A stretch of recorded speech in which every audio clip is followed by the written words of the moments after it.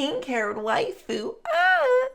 Howdy, my name is Tara, and hope you're having a terrific day today. And if you are not, this video is about to make your day just a little bit better. This is going to be the continuation of a series that you have all been waiting for. In the coming weeks and beyond, I will be continuing my SSR unit analysis series. In this series, we'll be analyzing every SSR character from release and beyond in Tales of Crestoria. At the end of each of these analyses, there will be a tier list update, so please be sure to stay tuned until the end of this video. Today, we'll be analyzing the pink-haired waifu herself, Estelle. Estelle is currently the best healer in Tales of Crestoria and has carried me through quite a bit of content. Please consider subscribing and liking if you enjoy this video, and you can always check me out on Twitch found in the description.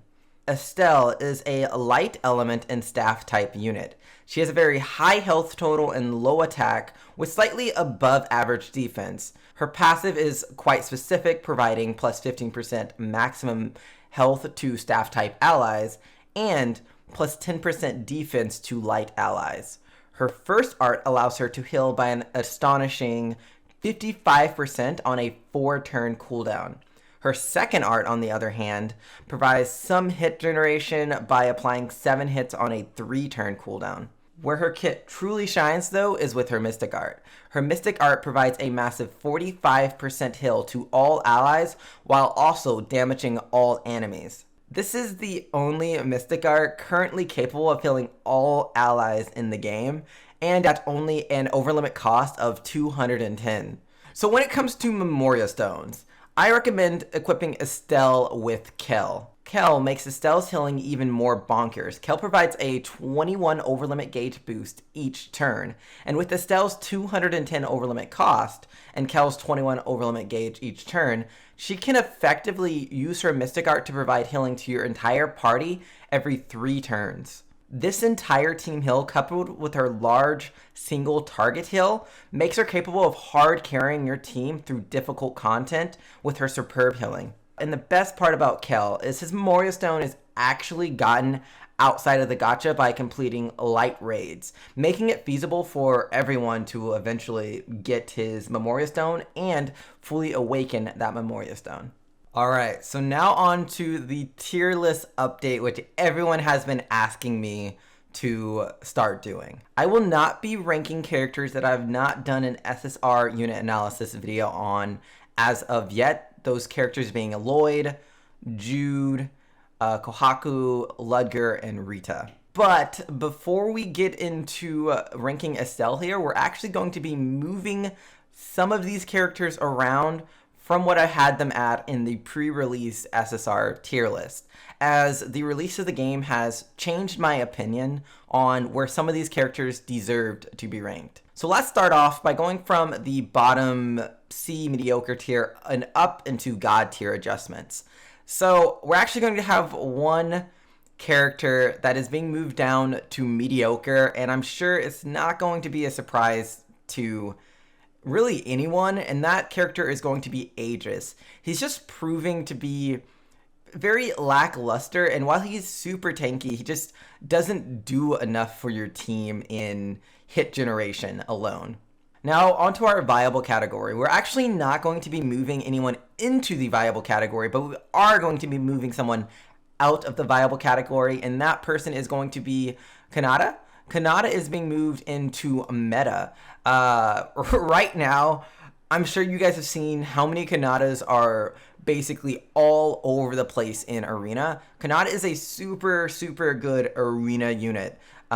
His hit all attack just provides such a massive amount of hit generation, and he's pretty much always going to get that hit all off. So let's talk about our demigods. We're actually going to have one character moved into our demigod category, and that character is going to be Kanano.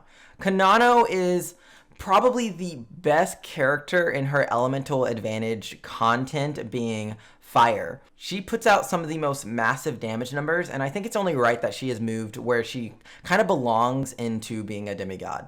So let's talk about our God tier category. I know I'm going to be ruffling some feathers as people don't think that there should be that many God tier characters.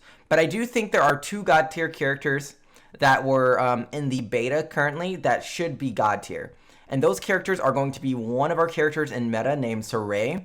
Saray is the only SSR unit capable of casting Wildfire, and Wildfire in Arena, Wildfire in Phantom Tower just makes your team do so much damage. If you don't know what Wildfire does, basically the character that is afflicted by Wildfire takes like a percentage, or like I think it's about 30% of the damage that any of their allies would take. So that, coupled with characters like Luke, characters like Kanata that can hit multiple enemies, actually makes Saray, like Wildfire procs, deal massive amount of damage. And in addition to that, he can cast this Wildfire every single 2 turns with an overlimit gauge boosting Memoria Stone, because his overlimit cost is pretty small. Our second character moved into God tier is not going to really come out much of a surprise. It's going to be my main man, Leon. Leon is the quintessential damage dealer in this game, and being a dark unit, he's capable of being used across pretty much all content. The thing about raids that everyone's not talking enough about is that you need to have your Mystic Art up in only 3 turns. And a lot of characters such as Velvet cannot have her Mystic Art up that fast. Leon is that character that no matter what raid he's in, he only has an overlimit cost of 150, meaning he's pretty much guaranteed to always have his Mystic Art available on the turn that the boss will break, meaning the turn that you need to be pushing out the most amount of damage is the turn that Leon activates. So with all of this in mind, where does Estelle rank on our tier list? I have chosen to give her the ranking of God tier. It cannot be denied or disputed that Estelle is the best healer in this game by far. She legitimately has carried me and so many others through a large majority of the content in Tales of Crestoria.